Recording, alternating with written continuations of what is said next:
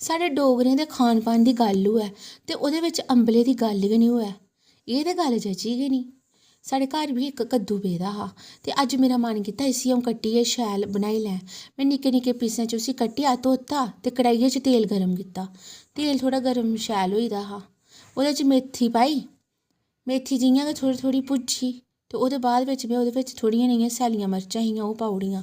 सैल्ली मर्चां गिल्लियां हियां कि थोह्ड़ियां ज़्यादा तिड़कियां। ओह्दे बाद थोह्ड़ा थोह्ड़ा कद्दू पान लगी बिच। कद्दू शैल करियै पाया में ते दिक्खेआ कि ओह्दे बिच घट्ट सेही होआ दा हा। फ्ही में थोह्ड़ा नेहा कद्दू होर कट्टेआ, ओह् बी बिच पाई ओड़ेआ कि भई कद्दू बना दे ते शैल गै होना चाहिदा है नी। फ्ही घट्ट होई जाए ते केह् फायदा। नेईं, में थोह्ड़ा नेहा नमक पाया, ओह्दे च हल्दी पाई थोह्ड़ी नेही में। हल्दी दे बाद में ते थोह्ड़ी नेही कुट्टी दी मर्च पाई ते कन्नै गै थोह्ड़ी नेही रंगदार मर्च पाई।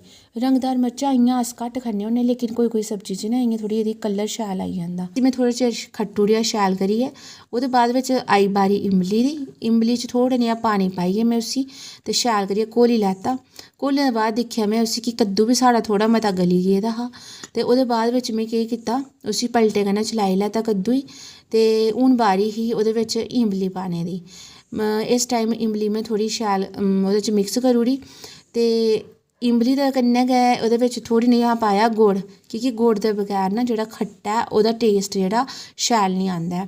थोह्ड़ा नेहा पाया में, बड़ा ज़्यादा निं पाया हा गुड़। ते गुड़ पाने दे बाद बिच में इसी फ्ही दोबारा पलटे कन्नै चलाई लैता।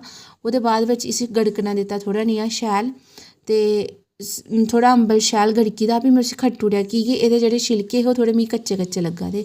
ओह्दे बाद पुदीना लैता में थोह्ड़ा नेहा, पुदीने गी कट्टियै ते फ्ही पलटा चलाया में थोह्ड़ा नेहा, दिक्खेआ ते एह् शैल गली गेदा हा अम्बल। ते ओह्दे बाद बारी ही कि एह्दे च थोह्ड़ा नेहा पुदीना पाने दी। पुदीना पाने कन्नै एह्दा टेस्ट जेह्ड़ा बड़ा शैल आई जंदा। ते पुदीना जेह्ड़ा में कट्टे दा हा ओह् सारा गै पाई ओड़ेआ कि अम्बल खट्टे च ना थोह्ड़ा पुदीने दा टेस्ट जेह्ड़ा सोआद। हून बारी ही धूनी लाने दी ते फटाफट कोले लैते, कड़ाहियै च पाई, ओह्दे च कड़छियै च पाइयै ते धूनी लाई ओड़ी में। धूनी आह्ला अम्बल मेरा बनियै त्यार होई दा हा ते हून तुसें गी बी खलागे अम्बल।